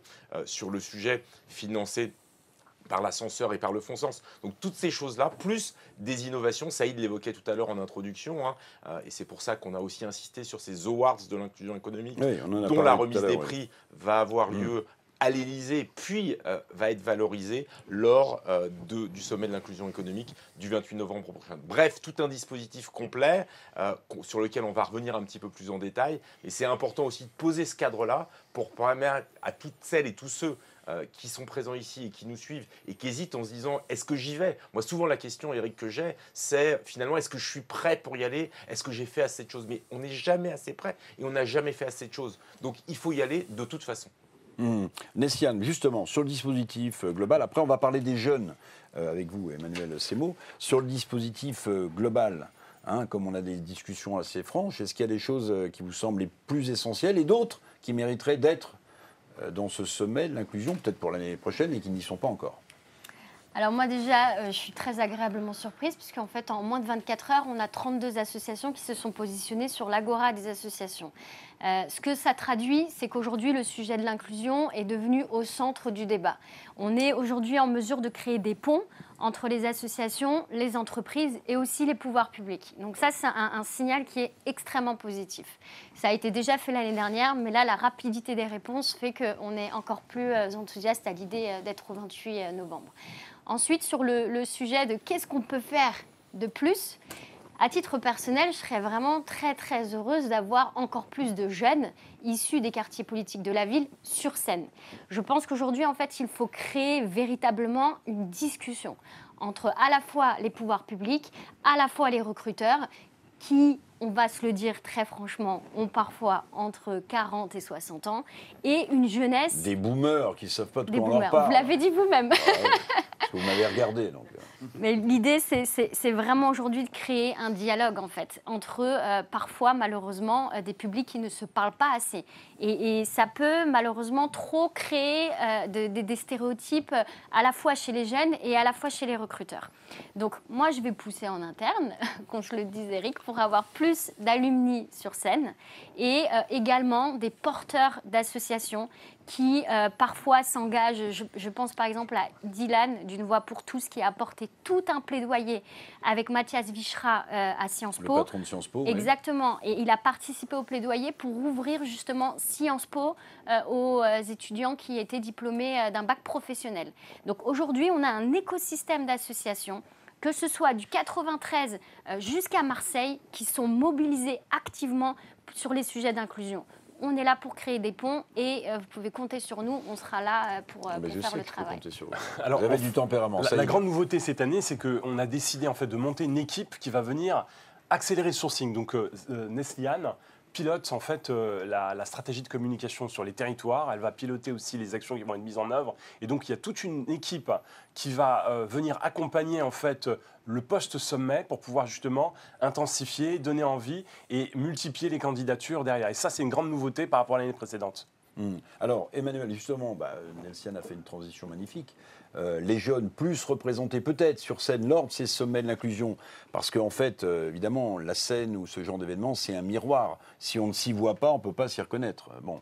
Comment est-ce que les jeunes abordent cette question de l'inclusion économique, peut-être au travers de vos compétences sur les médias et sur l'activité de VL Média? Moi, je vais vous parler surtout par rapport au terrain, puisque notre cœur d'activité, c'est quand même l'organisation de salons nouvelle génération, que ce soit au Parc des Princes, à Roland-Garros. On travaille beaucoup avec Nessiane et Saïd sur ces sujets-là. Donc moi, ce que je peux vous faire, c'est les remontées du terrain. Aujourd'hui, c'est sûr qu'il y a un réel besoin, il y a des talents dans des quartiers, il y a les talents dans la ruralité. Et nous, notre but, ça va être de connecter un peu cette offre et cette demande. Comment on va les chercher avec des nouveaux moyens de communication. On ne peut plus communiquer comme avant. Maintenant, ça passe par de l'influence, ça passe par TikTok, ça passe par Instagram, ça passe par des assos étudiantes, par des BDE, par des juniors. Enfin, il y a plein de moyens aujourd'hui d'atteindre cette cible-là. Et nous, si vous voulez, on va essayer de la déplacer au maximum Alors que ça soit à travers nos événements où la Fondation Mosaïque va être présente pour les accueillir et les accompagner et les coacher et les pousser à aller encore plus loin pour les insérer dans la vie active. Mais ça va être aussi, par exemple, à travers les contenus. Par exemple, chaque dirigeant qui a enregistré une vidéo ici a pu répondre à une question dédiée aux jeunes. Comment donner envie à un jeune d'un quartier d'intégrer ma société, nous, notre rôle, ça va être cette vidéo, de la diffuser aux millions de personnes qui nous suivent au quotidien et qui nous lisent, pour qu'on puisse leur montrer que c'est possible, en fait, et qu'ils peuvent avoir accès à ces entreprises-là aujourd'hui. Vous avez beaucoup de jeunes qui arrivent sur nos événements, plus de 25 000 jeunes à chaque événement qu'on fait, et qui, en fait, n'osent pas. Ils disent non, mais cette entreprise-là, c'est pas pour moi. Moi, de là où je viens, on ne va pas dans des entreprises comme ça, c'est pas possible. Et nous, justement, on est là pour leur dire non, attends. Va voir la Fondation Mosaïque, nous, on est là aussi pour toi. Il y a des postes qui sont aussi ouverts et il faut que tu franchisses le pas. Donc finalement, l'idée, c'est de leur amener cette information qui aujourd'hui est hyper dure à leur apporter et ils n'ont pas toujours accès à cette information. Et nous, ça va être notre rôle. Alors avant qu'on regarde ensemble une petite vidéo, vous allez voir quelque chose de très concret sur BlueNov, j'aimerais vous poser une question, mon cher Saïd, parce que ça fait 2 fois que je me fais la remarque, en écoutant Emmanuel et en vous écoutant, vous, au début. Au début, quand on parlait de diversité, on parlait surtout de diversité pour les quartiers populaires. Maintenant, on fait un plus avec les jeunes de la ruralité. C'est assez nouveau. Mais alors, en fait, en réalité, c'est simplement une des valeurs profondes de la vision que Mais c'est assez nouveau, Saïd. C'est pas nouveau. Ah non. Je n'avais pas entendu de manière si marquante. Ouais, alors. Mais parce qu'on part de ce qu'on connaît. On part d'une notion qui est très basique, qui consiste à dire il y a un taux de chômage dans les quartiers, on vient des quartiers, donc il faut qu'on prenne notre part et qu'on fasse quelque chose d'utile. Mais une fois qu'on a inventé une méthode qui marche et qui est utile, pourquoi ne pas aller voir d'autres segments qui sont tout aussi fragiles et qui permettent de générer davantage de diversité. Et c'est un peu cette théorie sur laquelle on est. Donc du coup, on est en train de relever le défi avec un autre niveau d'ambition, des nouveaux outils, donc une équipe de professionnels qui ira sur le terrain, des nouveaux médias qu'on va activer, et puis une mobilisation qui doit être à la hauteur, en fait, des moyens qu'on met en place. Et donc, du coup, aujourd'hui, c'est 9000 postes, 9000 candidats qui sont en base de données. Demain, il faudrait qu'on aille non, mais ça, ne vous méprenez pas. Je poussois, j'applaudis sur l'idée d'intégrer, évidemment, les jeunes de la ruralité, parce que cette ruralité-là, elle souffre énormément. Et c'est aussi l'origine du mouvement des Gilets jaunes. Voilà. C'est pour ça que je voulais noter que depuis quelque temps, me semble-t-il, on inclut, pour le coup, les jeunes des quartiers et ceux, parfois en déshérence, de la ruralité. Mathieu. Alors, plusieurs choses, Eric, par rapport à ce qu'on vient d'évoquer. La première, on l'a vu tout à l'heure, il y aura des speakers de très haut niveau au sommet de l'inclusion économique, comme chaque année. Des entreprises très engagées avec leur direction générale qui vont venir prendre la parole, qui pourront intervenir lors des différentes conférences et évidemment rencontrer les jeunes, on y reviendra tout à l'heure. On l'a vu avec les awards de l'inclusion économique, on a un panorama des leaders d'opinion qui s'engagent sur ces sujets-là et qui interviendront à cette occasion-là. Et puis, ça ne vous aura pas échappé, mon cher Eric, on a les Jeux Olympiques qui arrivent à Paris. Et donc, le choix qui a été fait par la Fondation Mosaïque, c'est aussi de donner la parole à toutes celles et tous ceux qui vont faire directement ou indirectement les JO et quel impact ça peut avoir sur les sujets d'inclusion économique. Donc, vous voyez à l'écran un certain nombre d'athlètes, d'anciens athlètes qui sont intéressés pour venir à Bercy le 28 novembre. C'est en cours de calage, mais on va vivre en ça un moment absolument extraordinaire et exceptionnel sur ces sujets-là. Et avec une volonté aussi, on avait testé l'année dernière une opération digitale d'intelligence collective. Cette année, elle sera plus présentielle, mais je vous laisse faire la transition avec un petit film. Eh bien voilà, on regarde, mon cher Mathieu, chers amis, BlueNov, c'est tout de suite, c'est maintenant.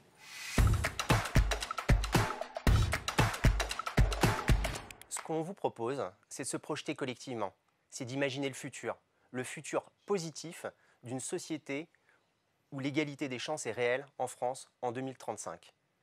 Avec EPOCA et la Fondation Mosaïque, on vous propose de vivre une expérience un peu particulière, de participer à un atelier de design fiction pour imaginer ces futurs positifs. Le principe, vous allez être regroupés en petits groupes de 3 à 4 personnes. On va vous donner des codes d'écriture inspirés de la science-fiction et vous aurez 60 minutes chrono pour co-rédiger des récits fictionnels qui décrivent des situations positives pour l'égalité des chances dans notre pays. Les meilleures histoires seront partagées lors du sommet et publiées. Alors rendez-vous le 28 novembre pour participer à cette expérience inédite d'intelligence collective que vous soyez en entreprise, que vous travaillez dans une association, que vous soyez un acteur local de l'inclusion économique, que vous soyez expert, journaliste, rejoignez le mouvement. On vous promet de vivre un moment très sympathique et surtout très utile pour inventer ce futur commun pour l'inclusion économique.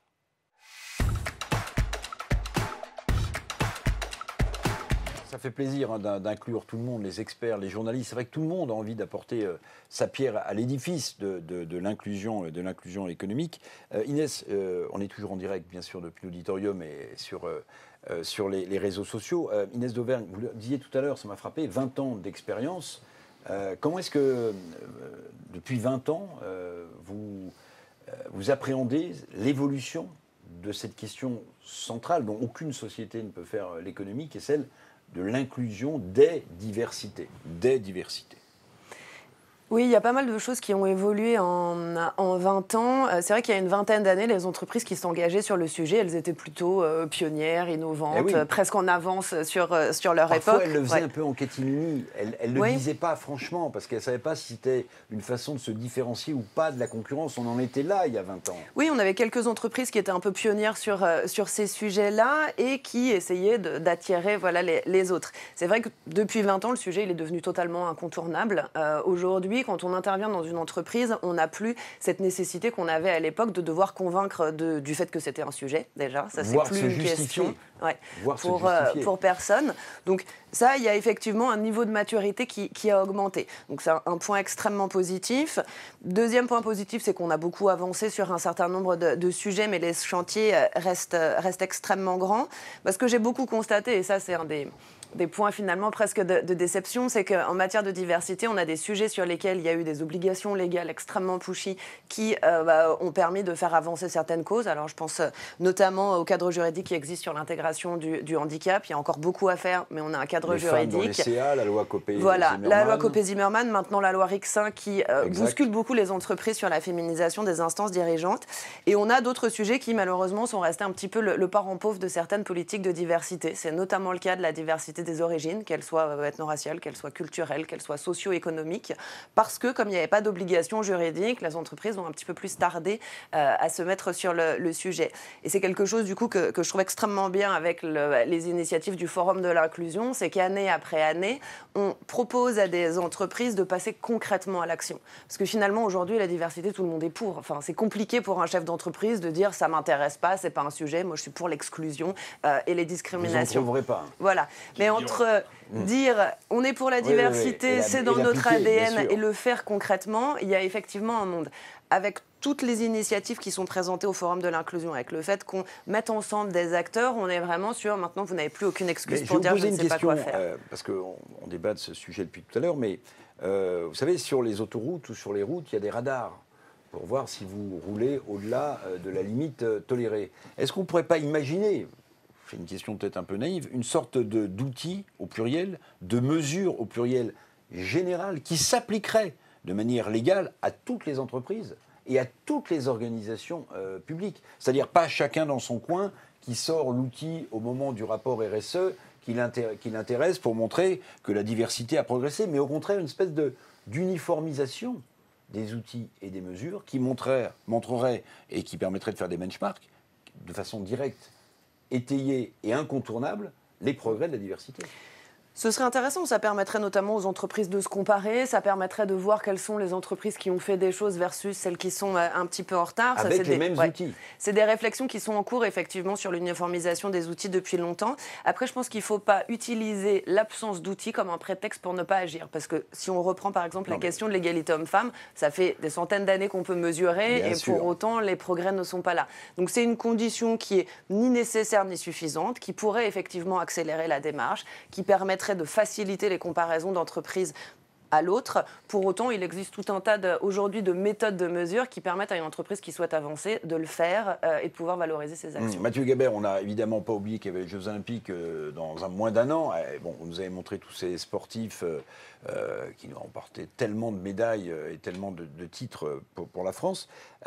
Bon, il y a tout un programme, tout un dispositif. Comme je vous ai coupé un peu la chic tout à l'heure, Non, allez-y. Au contraire. Donc l'idée, c'est avec Saïd de vous détailler un petit peu concrètement ce qui va se passer lors du sommet de l'inclusion économique le 28. Et une idée, Saïd, que tu as eue il y a un petit moment, qui était de faire rencontrer des CEO avec des alumni et des talents. Est-ce que tu peux nous en dire plus? Et ce qu'il en ressort après quelques années de retour sur le sujet? Alors, quand on parle de mobilisation d'entreprise, c'est aussi mobiliser les décideurs. Et nous, on trouve formidable en fait qu'un décideur passe 1 heure en tête-à-tête avec une petite sélection de jeunes, 10, 12 jeunes qui, à un moment donné, n'ont jamais rencontré en fait un patron de leur vie et se retrouvent face à Éric Lombard, comme l'année dernière, patron de la Caisse des dépôts.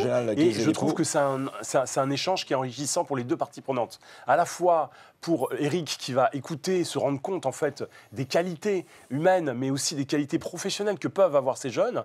Et donc ça participe à la valorisation en fait du potentiel. Et puis ça permet aussi à ces jeunes de se dire mais finalement il est comme nous, il est à l'écoute, il a envie en fait de chercher à progresser sur ces questions-là. Et donc du coup on a une bonne discussion à avoir tous ensemble. Et donc ça c'est vraiment un pari qu'on va continuer à poursuivre sur le sommet 2023. 10 000 participants l'année dernière en présentiel et en digital, un volet recrutement opérationnel, découverte des métiers. Est-ce que peut-être avec Nestlé, tu peux revenir sur qu'est-ce que vous allez faire de différent cette année sur le mini-forum des métiers? Alors, ce qui va être important, c'est que ça va avoir lieu pour des questions d'organisation avec Bercy et pour avoir un meilleur accueil de 14h à 18h. Les rencontres CEO Talent auront lieu le matin pour être dans des espaces cosy où les échanges pourront être très, très qualitatifs. Et l'après-midi, mini-forum des métiers et table ronde métiers. Comment ça va se passer et comment faire en sorte, parce que c'est aussi le sujet, d'avoir un traitement qualitatif et de permettre aux entreprises de repartir avec du concret. Alors ce qu'il faut comprendre dans la méthode, c'est qu'il y a ce temps en fait où on va communiquer, on va donner la possibilité à chacun en fait de prendre la parole et de s'exprimer sur ce qu'il fait de mieux. Mais une fois qu'on a mis en mouvement en fait les différents décideurs, ce qui est le plus important pour nous maintenant, c'est de réussir la mise en action en ayant en fait des vraies offres d'emploi qui sont disponibles. Donc tout le monde nous dit, il y a des secteurs en mutation, il y a des entreprises qui peinent à recruter. On a besoin à un moment donné d'avoir des talents, des nouveaux talents. Et bien derrière, nous notre job, c'est de pouvoir collecter ces offres-là, avoir de l'information au maximum et mettre en place des plans de communication territoriaux, notamment avec Nestiane et son équipe, pour aller chercher et générer beaucoup plus d'attractivité. Alors justement, comment est-ce qu'on compte chercher ces candidats issus de la diversité ethnique, sociale, territoriale? Il y a un levier qui est très important. C'est à un moment donné de se dire on va chercher le candidat là où il se situe. Là où il se situe, c'est simple, c'est dans un QPV. Les QPV aujourd'hui sont au nombre de 1500. Quartier politique de la ville. Oui. Absolument, quartier politique de la ville. On est en mesure, grâce à un travail de 15 ans quand même, de se dire qu'on peut toucher 90% des QPV de France. Donc là, l'outil que nous allons développer, c'est la campagne de boitage avec des bailleurs sociaux. Aujourd'hui, nous avons des bailleurs, je pense à la CDC Habitat, je pense à Pleine Commune Habitat par exemple, qui sont prêts à investir. Donc là, on n'a même pas besoin d'aller les chercher en fait. On a une discussion qui est très franche en se disant ok, eux ils veulent proposer des solutions à leurs locataires et nous sommes là avec des offres. Donc on va déployer ces campagnes de boitage dans les HLM de France. Deuxième étape qui peut paraître un petit peu plus longue que la première, mais néanmoins très très importante, surtout au lendemain de la tragédie de la mort de Naël, c'est comment aujourd'hui est-ce qu'on peut se reposer sur les associations de terrain pour leur proposer des primes de rétribution. Donc nous, notre idée, en fait, c'est de se dire l'association de grande proximité connaît les habitants mieux que personne et mieux que nous. Il faut qu'on ait cette humilité-là, de se dire aujourd'hui, on n'est pas physiquement présent, même si quelqu'un de mon équipe fait le travail au quotidien, mais on n'a pas de bureau. Alors on a décidé de se reposer sur ces associations de grande proximité pour sourcer des candidats. Ces associations-là recevront une prime qui les aidera à la fois pour vraiment finaliser leur budget annuel, qui parfois on se parle de 5-10 000 euros, hein, une association de mamans, une association de sportifs, c'est de cette hauteur-là. Donc nous, on a une volonté justement d'aller chercher ces candidats-là au plus près. Troisième axe. Avec un maillage de 4000 points de contact partout Absolument. en France et notamment portés par des associations. Troisième étape à laquelle je crois énormément, Mathieu l'a dit, vous l'avez également dit sur vraiment la communication. Aujourd'hui, on a une multitude de contenus qui existent sur les réseaux sociaux. C'est de plus en plus difficile de capter les candidats. Là où je pense que vraiment on a notre partition à jouer, c'est sur des campagnes publicitaires grand public situés précisément dans les quartiers politiques de la ville où l'on pourra faire la promotion des offres que les entreprises nous remonteront. Et là, je suis assez, je suis même très positive puisqu'on a un partenaire... Pardonnez-moi, je n'ai pas bien compris le rapport avec le drame de Naël, ce garçon qui est mort à Nanterre, abattu par un policier. Quel est le rapport entre, pardonnez-moi, je vais faire un peu caricatural, un refus d'obtempérer et le fait d'attirer les jeunes talents qui sont présents, et on sait en grande quantité dans les régions et dans nos régions, dans les cités, dans les régions françaises. Le lien pour nous, il est assez simple. Le lien, c'est qu'aujourd'hui, on a des associations qui sont ce qu'on appelle, nous, de grande proximité, qui sont en contact direct avec les habitants. Aujourd'hui, ces associations, et même depuis des années, leur budget annuel est de plus en plus réduit par des contrats de ville qui sont réduits, par aussi parfois certains ministères qui n'ont pas le choix, doivent faire des arbitrages et décident de réduire ces budgets-là. Et malheureusement, ces associations-là jouent un rôle crucial de lien social, crucial. Et si nous, en tant que Fondation Mosaïque, avec nos 15 ans d'expertise, avec tous les diagnostics qu'on a pu faire sur les cas de discrimination à l'embauche, on n'aide pas ces associations-là, eh ben, je pense qu'on sera passé à côté de quelque chose. Oui, mais sans entamer le débat, la police de proximité qui était supprimée jouait aussi un rôle social important. Vous me lancez. Alors, vous voulez vraiment... Oui, je vous pose la question. Ouais, la question, je pense qu'elle n'est pas là. Je pense que la démonstration, en fait, c'est simplement de dire qu'aujourd'hui, on a paupérisé encore plus sur les dernières années, en fait, ces quartiers, et qu'à partir, en fait, d'un nouveau logiciel qu'on est en train de mettre en place tous ensemble, on crée des dynamiques de co-construction et on crée de la valeur. Et cette valeur, elle doit aussi redescendre au plus près du terrain à travers des acteurs qui vont, à un moment donné, être utiles dans des actions de sourcing. On ne dit ni plus ni moins qu'on veut tous travailler ensemble pour pouvoir créer une dynamique efficace, utile, dans laquelle, en fait, on remet la dignité au centre du jeu. Aujourd'hui, Saïd, des milliers de jeunes qui sont en vivier sur le site Mosaïque Talent, mais aussi la possibilité pour les entreprises qui sont partie prenante du sommet de l'inclusion économique de monter avant, pendant et après des job dating. Tu peux nous expliquer comment ça se passe concrètement? Alors, le fruit, le bénéfice généré l'année dernière, c'est déjà aujourd'hui une plateforme qui s'appelle Mosaïque Talent, qui a un accès sur emploi.mosaïquetalent au pluriel.com et qui permet d'accéder gratuitement à 9000 candidats, 53% de femmes, 48% en fait de ces candidats ont entre 21 et 30 ans. Et ce qui est important à savoir, c'est que plus de 80% ont un niveau de formation supérieur à Bac+2. On retrouve 35% des candidats qui ont un niveau supérieur à Bac+5. Donc les compétences, les formations, elles sont bien là, elles sont bien au rendez-vous. Il suffit de se connecter, c'est gratuit. Et vous pouvez rencontrer ces candidats grâce à un algorithme de matching qu'on a développé. Vous pouvez gratuitement publier vos offres, automatiser la publication des offres, ce qui permet d'aller encore plus vite. Et ça va permettre en fait d'accélérer la mise en action. Premier point. Deuxième point, on veut prolonger en fait, quand on parle de transition énergétique, de transition écologique, ce sont des métiers nouveaux qui émergent. Et donc on crée sur ce sommet des mini-forums. Donc c'est la possibilité en fait aux entreprises de venir rencontrer et présenter en fait leur secteur d'activité ou leur métier directement à cette jeunesse.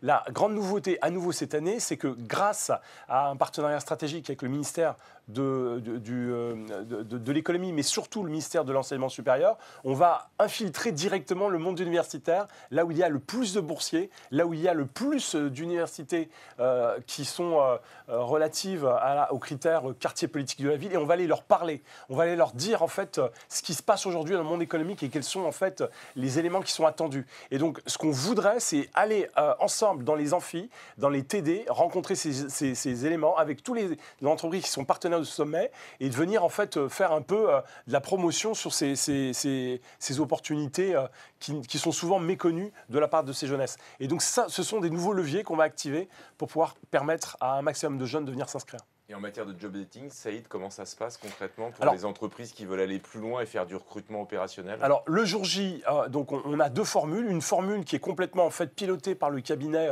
Mosaïque RH sous la direction de Mariam Katab, qui peuvent avoir en fait des opérations de recrutement sur mesure avec des candidats qui ont été évalués en amont, qui vont être à un moment donné présentés le jour J. Et puis une formule qui est une formule plus light, qui permet en fait simplement de faire une présélection sur la base de données et les bases de données que nous avons. Et on ouvrira en fait le système a un maximum de candidats. Donc 2 formules pour pouvoir rencontrer le recruteur et surtout passer l'étape supérieure, c'est-à-dire de donner envie d'être recruté au final. Et sur les entrepreneurs, on en parlait tout à l'heure, l'année dernière, le fonds Sens a remis près de 100 000 €. Qu'est-ce qui va se passer cette année? Alors on refait la même opération, c'est-à-dire qu'on va décaisser 100 000 € pour pouvoir d'abord soutenir des entrepreneurs qui sont en difficulté en matière de financement. Vous savez qu'en France, il y a évidemment beaucoup d'argent qui est disponible par les investisseurs, par des banques publiques ou des banques traditionnelles. En revanche, lorsqu'on est une femme, lorsqu'on habite un quartier politique de la ville, on a moins de chances d'être financé. Ça, c'est les statistiques qui nous l'expriment. Et donc, derrière, nous, on a décidé avec le collectif de l'ascenseur de créer un fonds grâce aux entreprises encore qui nous soutiennent. Je salue en fait le soutien, par exemple, de Sanofi. Et à travers ce fonds-là, on fait du prêt à taux zéro, sans garantie, et on va essayer de soutenir 5-10 entrepreneurs sur ce montant-là, le jour J, avec des sessions de pitch inédites qui seront révélées à travers un public qui sera complètement averti sur ces questions. Et vous aurez la possibilité de voter, de découvrir tout ça. On parlait de communication aussi tout à l'heure. On a la chance d'avoir beaucoup de médias. On a 2 médias présents aujourd'hui, VL avec Emmanuel et tout à l'heure avec Bruno pour Radio France. Évidemment, on en profite aussi pour faire un appel à tous les médias qui veulent être partie prenante, de rejoindre le mouvement. Vous voyez toutes celles et tous ceux qui étaient présents, qui ont été accrédités l'année dernière, évidemment au niveau rédactionnel, mais aussi pour monter des dispositifs avec la Fondation Mosaïque, parce que par la communication, on va aussi pouvoir faire bouger les lignes. Et je crois, Eric, qu'on a un petit film qui va être le film publicitaire qui va vous être présenté en avant-première. Et ben voilà, on regarde un spot TV sur les sujets que vient d'aborder Mathieu Gabet, qui est très bon ce matin. La société inclusive, nous ne la rêvons pas, nous la construisons. Il ne tient qu'à nous d'en faire une réalité jusqu'à ce que chacun trouve sa place. La juste place, quelles que soient ses origines sociales, culturelles ou géographiques. La juste place pour obtenir un emploi, évoluer à la hauteur de ses compétences et permettre à chacun d'entreprendre. Parce que l'égalité, c'est aussi l'égalité des places. À l'occasion du sommet de l'inclusion économique, relevons tous les défis et trouvons les voies et les moyens de la juste place pour tous. Voilà, de retour en direct. Bonjour à tous ceux qui continuent de nous suivre, encore plus nombreux d'après les chiffres que j'ai à distance, et puis ceux qui sont dans ces 2 auditoriums. Mathieu Gabet disait que vous étiez très bon, donc j'ose à peine continuer l'animation de ce débat fort passionnant, ma chère Nelsiane. Allez-y, continuez. Oui, exactement. Donc on a vu ce spot télé que vous découvrez en avant-première, qui va être diffusé dans tous les grands médias qui souhaitent s'investir dans le sommet de l'inclusion économique. Emmanuel, toi, qu'est-ce que tu as prévu en termes de valorisation? Tu nous disais tout à l'heure que toutes les entreprises parties prenantes du sommet de l'inclusion économique allaient être visibles auprès d'1 million de jeunes. Ce spot, comment tu vas le diffuser aussi? Comment est-ce que tu vas faire le lien avec le sujet de l'inclusion économique? Et en termes de social media, comment est-ce que ça va se décliner? Alors en 2 parties, il y aura une partie en effet média et une partie directement sur le terrain, comme on le disait tout à l'heure. Dans la partie média, on l'a un peu évoqué aussi, c'est l'idée de cette dernière question qui pour moi est ultra pertinente parce qu'elle est directive. En plus, ça paraît tout bête, mais il y a beaucoup de dirigeants qui tutoient l'auditoire. Donc là, ça permet aux jeunes de vraiment s'imprégner et de recevoir le message de manière directe. Donc l'idée de nous, ça va être de reprendre cette vidéo-là et de la pousser sur tous les réseaux, que ce soit sur Instagram, sur TikTok. Alors évidemment, avec un montage qui va être adapté pour être dans les codes de ces plateformes-là. Donc du coup, ça va être comment leur amener cette vidéo-là et les cibler correctement pour qu'ils puissent venir le jour J, avec un vrai call to action pour venir le jour J. Et enfin, le travail il va se faire même auprès de nos assos étudiants partenaires, de nos bureaux d'étudiants, etc. Donc on va aller directement dans les universités, dans les CFA, les BTS, les CAP, etc., où on est en relation toute l'année à travers nos événements pour leur dire voilà, il y a un nouveau monde qui existe et le sommet de l'inclusion est là pour vous le faire découvrir. Venez, ramenez vos jeunes et vous allez voir qu'on peut faire des choses incroyables ensemble. Donc déjà tout un planning que vous découvrez à l'écran avec les premières entreprises qui ont fait leur petit film justement d'interpellation. Donc évidemment tout ça sera ajusté avec les équipes et donc évidemment je vous laisse voir avec les équipes derrière. Alors on va découvrir aussi toutes les entreprises parties prenantes, mais tout en sachant si on va sur la slide suivante, que Saïd, aujourd'hui, c'est aussi un appel que tu lances, parce que l'idée, c'est qu'il y a encore une dizaine d'entreprises ou d'institutions qui nous rejoignent. Voilà, nous on pense qu'il y a un seuil minimum qu'il faut atteindre. Donc on a une belle mobilisation avec de très belles marques, de très belles entreprises, c'est super. Il ne faut pas oublier que la contribution qui permet en fait de faire tourner en fait ce sommet, elle permet aussi d'aller chercher des TPE, d'aller chercher des startups, d'aller chercher en fait toutes ces entreprises qui ne sont pas encore à ce niveau de maturité qu'on doit embarquer. Parce qu'en réalité, ce sommet, ce n'est pas pour parler à des grands groupes, c'est parler en fait à tous les recruteurs de France. Et si on est capable à un moment donné de monter un peu plus en puissance sur d'autres participations, donc welcome, vous êtes les bienvenus. On a besoin d'un maximum de contributions pour pouvoir réaliser en fait ce changement de paradigme dont on rêve et qui est nécessaire aujourd'hui pour la France. Alors, comment on fait dans ces cas-là? Vous pouvez appeler Saïd si vous avez son téléphone. Bon, le problème, c'est qu'il ne répond pas toujours. Donc, le plus simple, c'est directement de prendre contact avec... Ça fait rire des appels. Exactement. J'ai vu ça. Donc, je crois qu'on a Nicolas Macabeo. C'est beaucoup plus sûr et tout aussi efficace que Saïd. Et il fera en sorte que vous puissiez le rencontrer. Comment ça va se passer entre maintenant et le 28 novembre? D'abord, il va y avoir tout un travail collectif, comme chaque année. C'est vraiment la volonté de la Fondation. On l'a vu tout à l'heure avec Nelsiane, avec toutes ces associations. C'est pas seulement le sommet de la Fondation Mosaïque, c'est le sommet de l'inclusion économique avec toutes les parties prenantes derrière, entreprises, institutions, médias et aussi associations.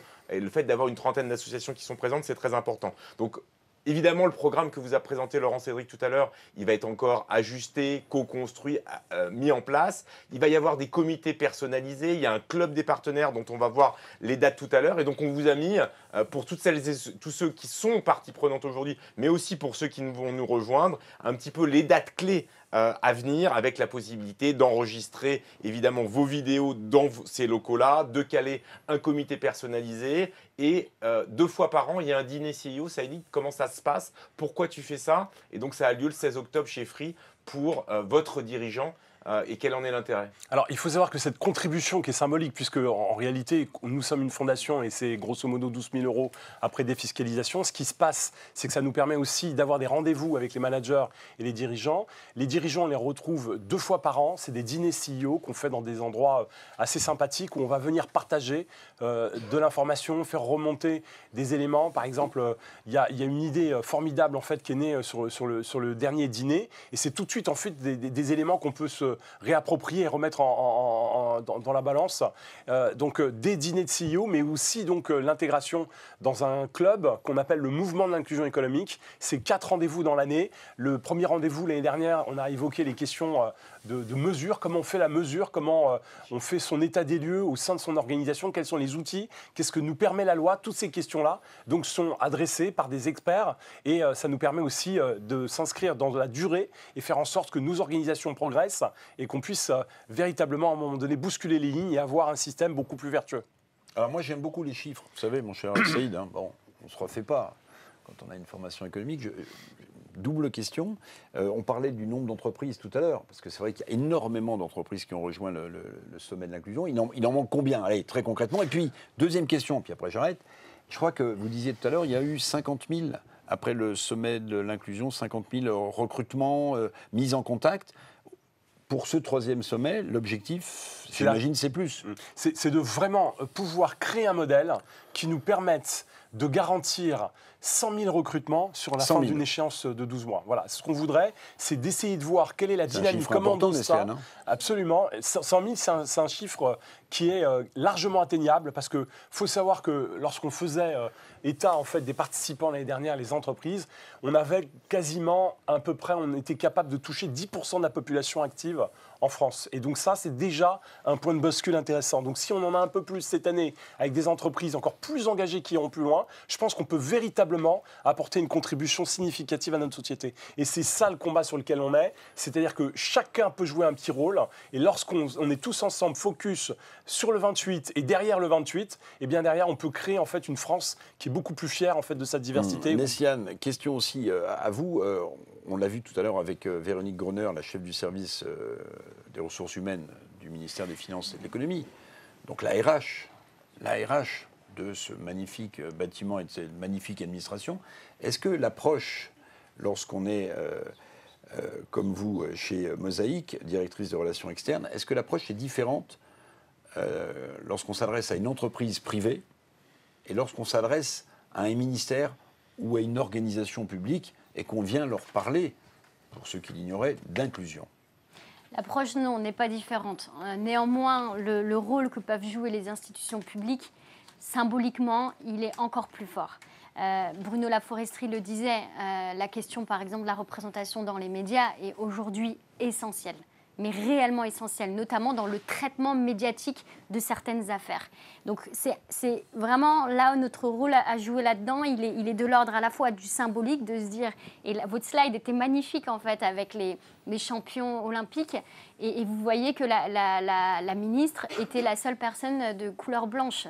Et aujourd'hui, nous, notre rôle est de dire, ben, c'est un fait. Aujourd'hui, notre rôle est de dire, mais c'est pas parce que vous venez d'un quartier politique de la ville que vous allez être soit sportif, soit rappeur. Vous pouvez aujourd'hui devenir ministre. Et notre rôle, il est là-dedans, de créer des rôles modèles, d'insuffler en fait vraiment des représentations.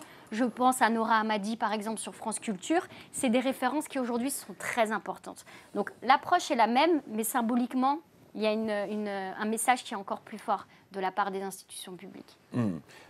Sur la question du traitement média, ça m'intéresse beaucoup. Vous pensez que certains faits seraient traités différemment, avec une autre vérité, s'ils étaient traités par la diversité au sens large, que je ne vais réduire à personne? Inès elle-même dit évidemment. Oui. Oui, évidemment. Alors, c'est pas forcément avec une autre vérité, mais c'est avec une diversité des points de vue.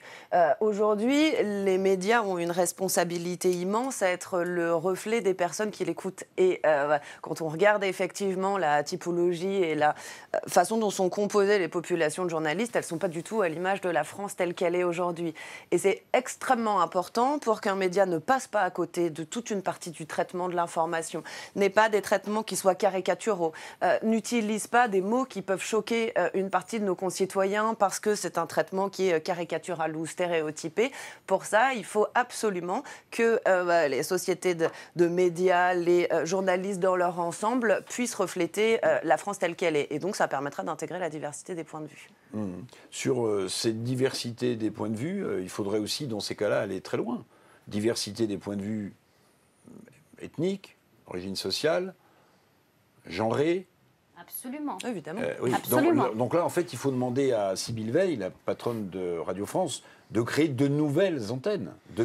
Parce qu'en fait, cette diversité, comment l'englober? Comment ne laisser personne sur le bord de la route? Non, en fait, il ne s'agit pas d'avoir encore à nouveau des politiques à part. Il s'agit de mettre en place en fait un droit commun, mettre en place en fait des structures cœurs dans lesquelles on prend toutes les informations en compte et qu'on ne laisse pas de côté, en fait, pour des mauvaises raisons, en fait, une partie de la population. Ce qui se passe aujourd'hui, c'est ça la réalité. Quand on a un processus de recrutement, il y a une telle autocensure, il y a une telle déni sur les sujets qu'à un moment donné, on voit toujours les mêmes dans les processus de recrutement. Et on a besoin de faire un effort à part. On n'a pas besoin d'avoir une entreprise ou une chaîne à part. On a besoin simplement de diversifier les viviers de recrutement. Et tout ça, ça passe par des actions très professionnelles, ça passe par de la méthode, ça passe par de la rigueur et ça passe surtout par la garantie de l'égalité de traitement. Nelsiane, vous qui avez une vision très internationale de ces problèmes, est-ce qu'il y a des pays beaucoup plus en avance sur l'inclusion de la diversité? On en a parlé un tout petit peu tout à l'heure avec Elsa Grangier d'Ashoka. Est-ce que, voilà, quand on se compare, on se désole ou on se rassure? Alors, à l'échelle européenne, on se rassure plutôt.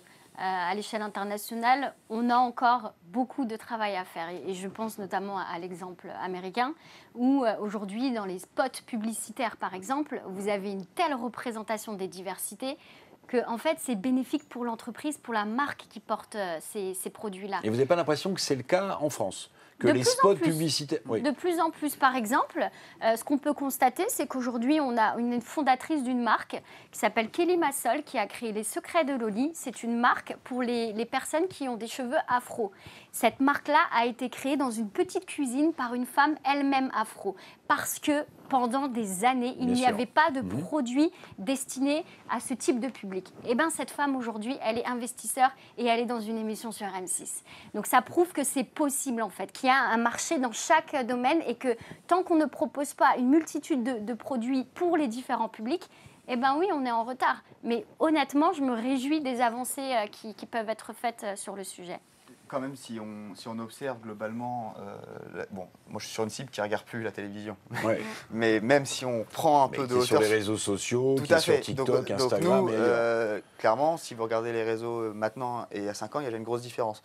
Je suis d'accord que le combat continue, il y a encore plein de choses à faire et à améliorer dans tous les supports qui sont possibles et imaginables.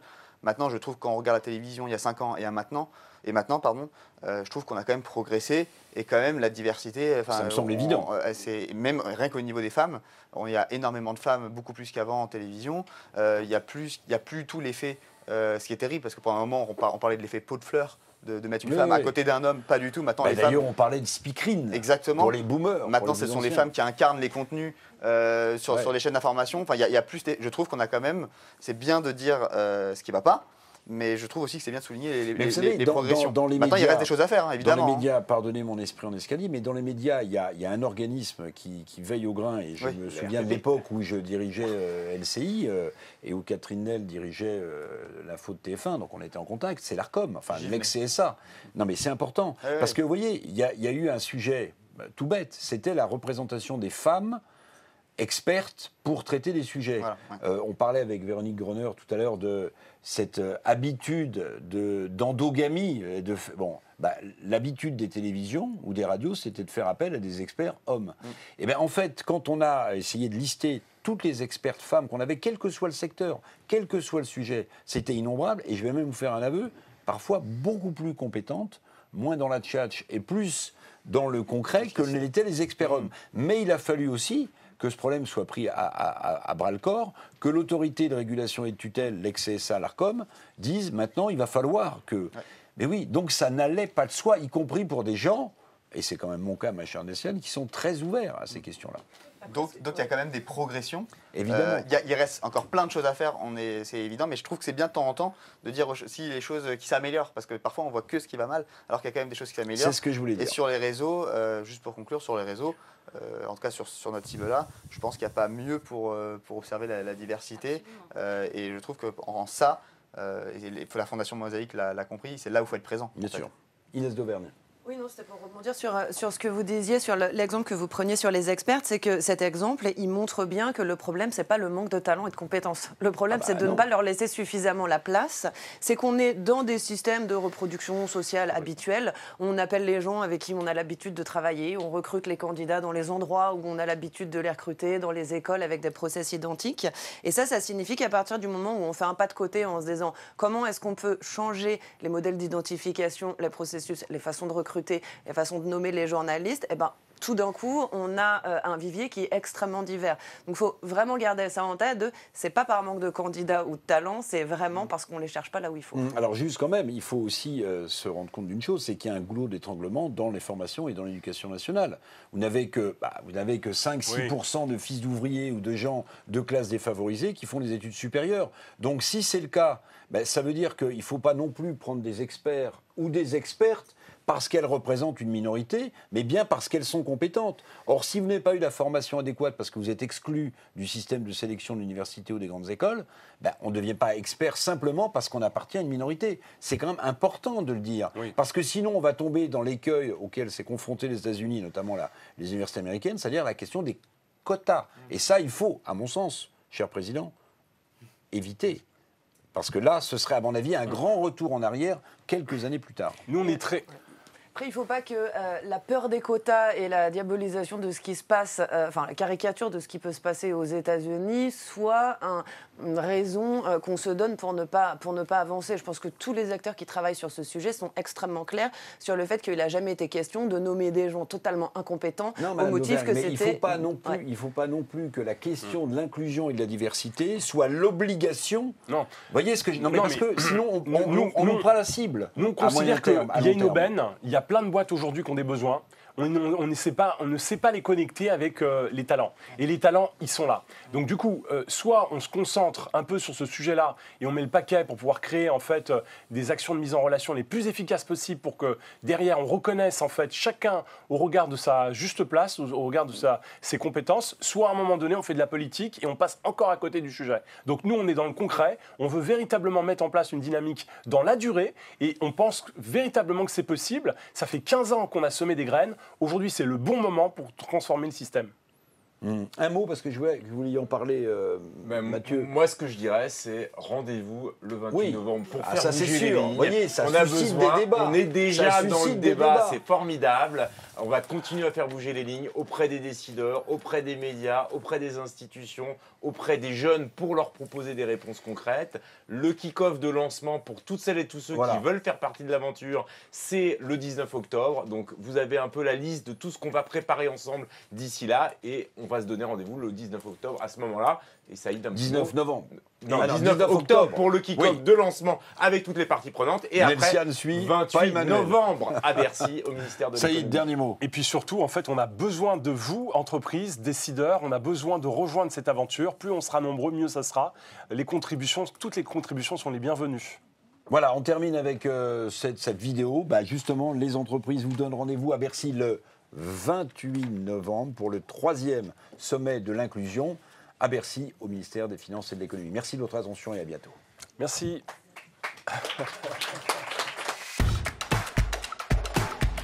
Je vous donne rendez-vous le 28 novembre prochain au ministère des Finances. À Bercy, pour le sommet de l'inclusion économique. Venez toutes et tous très nombreux. Ravi d'être avec mes collaborateurs. Tu ne peux pas rater le sommet de l'inclusion. Nous allons construire ensemble le nouveau modèle économique français. The Place to Be à propos de l'inclusion économique à Bercy. Un rendez-vous incontournable autour d'un sujet fondamental pour notre société. Vous y verrez les employeurs, les talents qui nous permettront d'atteindre cet objectif plus rapidement.